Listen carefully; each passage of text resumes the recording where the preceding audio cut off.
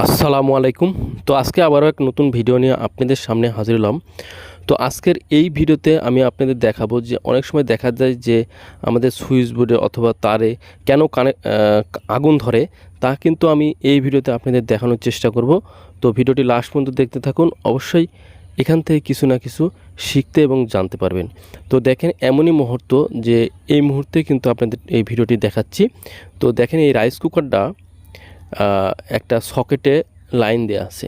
তো কিসের লাইনে দেওয়া আছে দেখেন, এখানে কিন্তু 2 পিন সকেটে দেওয়া আছে।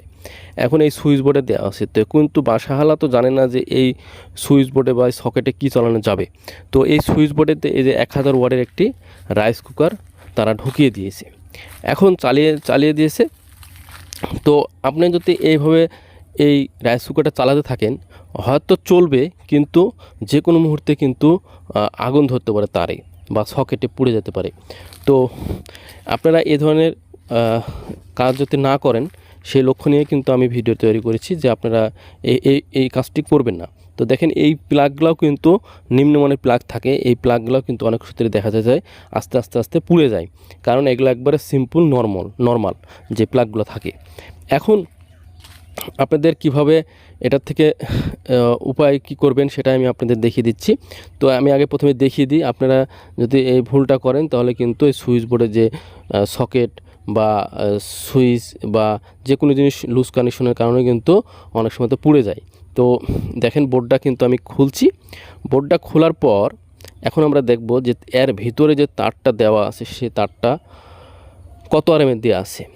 তো দেখেন, এই যে তারটা আমি এই বোর্ডটা খুললাম, খোলার পরে দেখেন এখানে একেবারে দেখেন এই যে বাসাতে আমাদের দোকানে যে ইলেকট্রিক দোকানে যেগুলা, সেগুলোতে কিন্তু একবারে 10 টাকা যে তারগুলো থাকে, 10 টাকা 12 টাকা গজের যে তার থাকে, সেই লুজ তারগুলো কিন্তু এখানে দেওয়া আছে। এখন এই লোডটা যদি আপনি সবসময়তে এই রাইস কুকারে চালান, তাহলে আপনি কিন্তু বড় ধরনের একটি ক্ষতির সম্মুখীন হবেন। তাই এই দেখেন, এই নিউট্রালও লুজ তার এবং এই যে মেন লাইনটাও আসছে লুজ তারের মাধ্যমে। তো এই পাইপ দিয়ে ওয়ারিং করা। তো আপনারা এই ধরনের ভুল করবেন না। এই ধরনের ভুল করলে কিন্তু ওই যে বললাম যে কোনো মুহূর্তে কিন্তু আগুন ধরে যেতে পারে এ ধরনের কাজ করলে, এবং লুজ কানেকশন থাকলেও কিন্তু আগুন ধরে। এবং এই লুজ কানেকশন কিন্তু এভাবেই হয়। কীভাবে?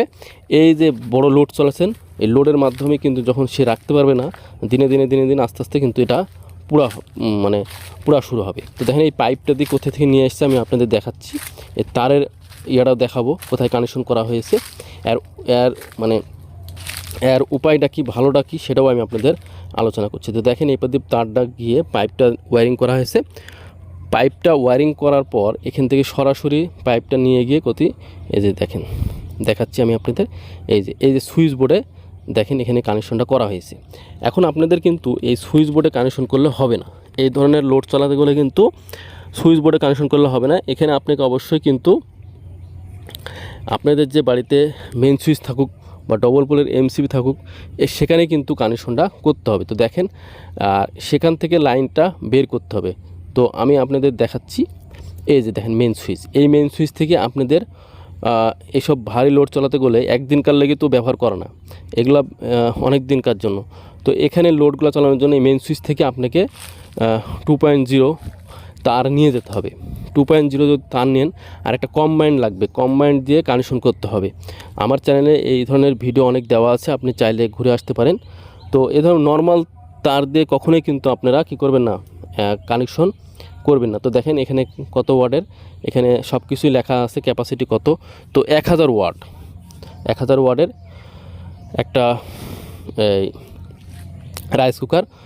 তো আমি কিন্তু আপনাদের বলে দিলাম যে আসলে লুজ তার দিয়ে হালকা লোড চালাবেন, যেন লাইট, ফ্যান এগুলোই চালাতে হবে। তো ভিডিওটি যদি ভালো লাগে, বেশি লাইক দিবেন, আর চ্যানেল নতুন সাবস্ক্রাইব করে পাশেই থাকবেন নিত্য নতুন ভিডিও পাওয়ার জন্য।